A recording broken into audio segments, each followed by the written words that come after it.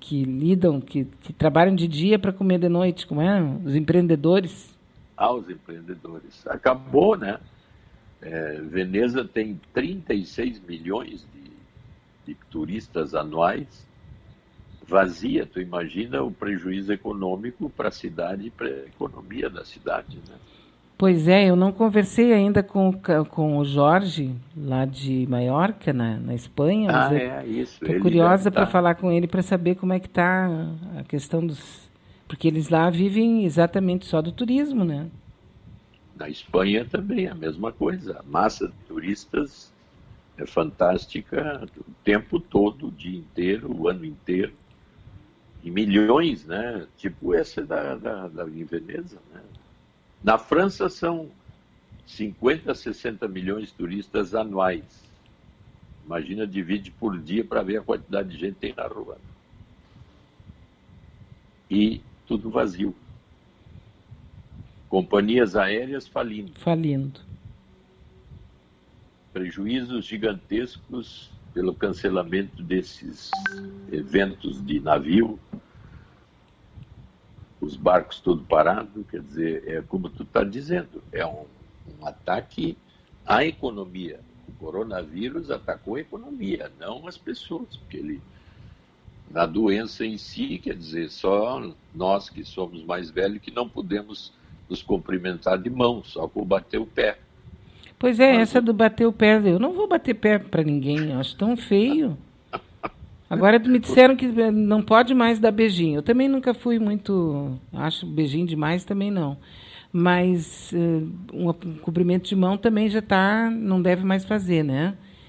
Já no tempo da SARS, lá no tempo da outra, eu acho que foi 2000 e 2010 por aí, que nós tivemos uma epidemia que quase virou uma pandemia, que seria, eu acho que a gripe suína.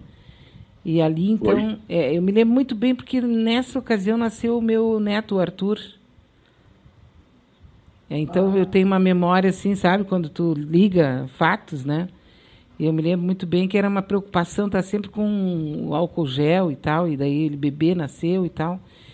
E, e naquela época a gente também já tinha, não é para dar 3 beijinhos, não é para apertar a mão, quer dizer, nós estamos nos separando cada vez mais, né? tu vê na época da SARS também, no início dos anos 2000, tudo isso se repetia, né? E tu vê que a capacidade de lidar com vírus e com mutações de vírus está numa capacidade, vamos dizer assim, científica cada vez mais rápida de resolver, de dominar, de sequenciar, enfim, a ciência, no sentido de capacidade de lidar com ameaças tipo pandemias, quase que é como tu está vendo. É mais um ataque à economia, o medo, o pânico, né? As Uhum. pessoas ficam com medo, há essas restrições incríveis, na China 45 milhões, na Itália 60 milhões, o que ataca? A economia, né? E um detalhe bacana de tudo isso, sempre tentando olhar pelo lado bom, é que a natureza está agradecendo, né? Diz que os índices de poluição do mundo baixaram nos últimos dias aí a Não, níveis. as cidades chinesas, os caras começaram a enxergar o céu. Que coisa mais maluca isso, né? É, Eu estava vendo agora há pouco, hoje de manhã, estava vendo eles encontraram uma espécie nova de bicho, de animal, no mar. Mas assim, nas profundezas, entende? E ele, assim, nas lá no. profundezas, encontraram um novo tipo, uma nova espécie de. É tipo uma barata, assim, tipo um bicho desses, assim. E ele já tem plástico, ele tinha plástico no estômago. Ele já tinha conhecimento da nossa Já civilização. sabia que a gente estava por aqui. Já sabia, exatamente. Até eu estava vendo a poluição está prejudicando a astronomia pela quantidade de satélites que tem. Os caras já estão identificando um novo planeta e quando vê é um satélite. Agora, uma pergunta que muda um pouco o nosso assunto aqui. O senhor é médico. desde 1900 e etc. 66. 66. Como é que o senhor está vendo essa situação do Drauzio Varela? Quando o senhor vai conversar com uma pessoa, o senhor vai saber que ela já respondeu, qual é o crime que ela já cometeu, ou existe uma ética médica que vê o paciente, não uma pessoa culpada, um cidadão criminoso? Como é que é isso? Então, pelo que eu vi ali, a situação realmente ele publicou uma nota se desculpando em primeira mão de que ele vê o paciente, né? Porque por mais dramático que tenha sido o crime, eu não posso, vamos dizer assim, como médico, julgar o paciente pelo que aconteceu, fez ou viveu. Eu julgo pelo estado físico ou da busca dele de saúde ou doença. Parece que no caso dele houve um erro também da própria Globo, né, de não identificar o crime daquela pessoa. E o Drauzio se envolveu ali numa coisa afetiva. Claro que como médico ele trabalha nas prisões e tudo mais, mas depois ele se desculpou em função do jeito que ele tratou aquela pessoa, em função do crime feito. Ora, eu acho que realmente, no sentido mais público, isso pode gerar o que gerou, uma séria contradição de posições. E aí entra aquela coisa, né, das múltiplas visões de um evento que se torna público, assim, num nível quase que total do país, né, porque a Globo tem uma audiência fantástica, principalmente no Fantástico. Então, no caso médico, ele agiu como uma pessoa humana, com sigilo, que eu não me importo o que houve ou deixou de haver, eu estou ali lidando com a pessoa humana e posso até me envolver afetivamente com o ser humano que está ali. Agora, num nível que eu diria assim, mais público, eu tenho que ter muito mais cuidado no sentido da repercussão, né? Sim, porque não há como você deixar de entender que as pessoas, as mais incapazes mentalmente, não conseguem diferenciar uma coisa da outra, né?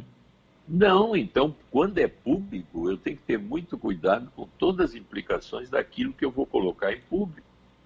Porque aí eu entro em contato com os julgamentos dos mais diversos. Então, a intimidade médica implica num sigilo, numa coisa muito particular. Agora, quando eu levo uma coisa muito particular para o nível público, eu imediatamente tenho que estar entendendo que vai haver repercussões, porque são N pessoas que vão entender da forma que acham que deveriam ser entendidos daquele jeito, né? Sim, porque nós tivemos, por exemplo, aqui em Porto Alegre, já houve outros casos semelhantes no Brasil, médicos dizendo, uma médica se recusou a atender uma criança aqui em Porto Alegre porque ela era filha de petistas. Eu me lembro. Lembra disso? Lembro. Quer dizer, quando você tem um médico, um profissional da área médica, que faz aquele juramento do Hipócrates. Como é o nome do cara do Hipócrates? Não. Hipócrates. Hipócrates. Não, mas tem gente que faz o juramento do Hipócrates, né? Do Hipócrates. Esse é um juramento hipócrita. Mas assim, quando você conversa com um médico, é evidente que o médico não pode se envolver com a tua vida pessoal, né? Não, e nem pode ter ideologia. Quer dizer, quando eu me lembro que quando aquela criança, a médica disse que não ia atender porque ela era do PT, os pais eram petistas, aquilo me magoou profundamente, não por causa dos petistas, mas pelo medo de um dia ter que me enfrentar um médico que vai... Quem é que tu votou? Ah, votei no Lula, então vou te matar. Entende? Quer dizer, é uma coisa assustadora, né? Quer dizer, essa médica parece que perdeu a noção do momento assim, mas vem cá, eu estou atendendo uma pessoa, não um partido. E uma criança ainda por cima, né? Então, absolutamente, ela ficou fora de si mesma, né? E do ambiente todo, porque, vem cá, é teu paciente, agora, não, mas ela é de tal partido, eu não atendo. Bom, aí é um preconceito assim inadmissível no juramento médico. Totalmente, né? Deveria ser bem tratado de uma forma bem radical, porque já tivemos outros casos aí de pessoas dizendo, né? No caso da dona Marisa, estava no hospital e alguém disse que era só desligar, não sei o quê, que ela morreria, né?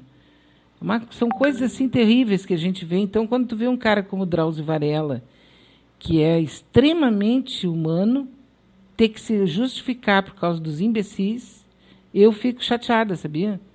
Claro, porque a gente sente que o Drauzio é absolutamente humanista, ligado na pessoa humana, quer dizer, tendendo sempre para esse lado humanista da nossa humanidade, quer dizer, então ele é afetivo com a configuração humana e tem que entrou numa esparrela, porque não foi avaliado o que estava acontecendo. Teria que ser avaliado os crimes de todos eles antes de aparecerem na televisão assim. Porque aí imediatamente, agora, por que não avaliaram isso, né?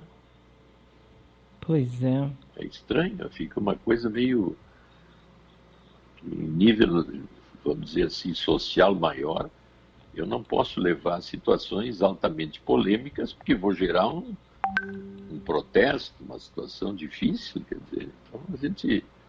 E aí, como tu diz, o Varela, o Drauzio, vive uma situação que ele depois tem que fazer e se colocar em posição de se desculpar, que não sabia, mas ele a Então, gente sabe como é. Então, aqui a Adriana diz, bem, o caso desta médica já foi resolvido e ela foi na mídia, tanto que está na justiça, já foi bem esclarecido. Mas não é sobre se está bem esclarecido ou não que eu estou falando aqui, nem do caso. Eu estou especificando que esse caso em que a pessoa coloca a ideologia no meio fica preocupante, tanto que eu nem estou dando o nome dela aqui, não é uma coisa da médica, entende? Mas a atitude, a gente está falando de modo geral a atitude, e Não, não e da tu vê que pessoa. aí isso nos lembra imediatamente o Dr. Mengele, né, do nazismo, dentro da ética de médico. Hoje em dia a gente protege até o macaco, até ratos estão começando a proteger no sentido de serem maltratados numa experiência, e ele simplesmente usava humanos para tudo que é tipo de experiência, as mais curiosas e sem sentido. Quer dizer, a ética pessoal, profissional, também depende de orientações filosóficas e de condutas, né? Isso aqui é um absurdo, né? Eu tenho a impressão que quanto mais a gente se sutiliza, quanto mais a gente se humaniza, mais difícil fica conviver com essa mediocridade do sentido assim de que é tudo muito no sentido da competição, da briga, da raiva, e parece que a gente podia, né, ir aos poucos. Veja que no caso do coronavírus, por exemplo, nós temos aqui algumas cientistas brasileiras que desenvolveram rapidamente, identificaram o genoma. Quer dizer, a gente, em termos de investigação científica, nós estamos a anos-luz das relações pessoais, né? Sim, uma capacidade científica assim, que passa a não ter mais cor nem de país, nem nada. É um avanço tecnológico cada vez maior que corresponde ao crescimento social, tecnológico de toda a humanidade. Até tu tinha falado há pouco, eu me lembrei desse cara que disse que bater na mulher é um instinto. Quer dizer, uma coisa assim tão absurda, Uhum. porque uma civilização, se nós temos um instinto, a nossa civilização, ou a nossa civilidade, que seria a nossa educação, o que faz conosco? Aprende a que a gente tem que dominar os instintos cada vez mais e ser seres sociais que respeitem uns aos outros. Então, o crescimento civilizatório não admite que eu volte para o primitivo e justifique com o primitivo o que eu não consigo fazer comigo mesmo civilizatoriamente, no sentido de viver em sociedade. Um absurdo, quer dizer, o cara não tem noção nem do que ele está dizendo. Porque se ele vive numa civilização avançada e capaz de ser civilizatória significa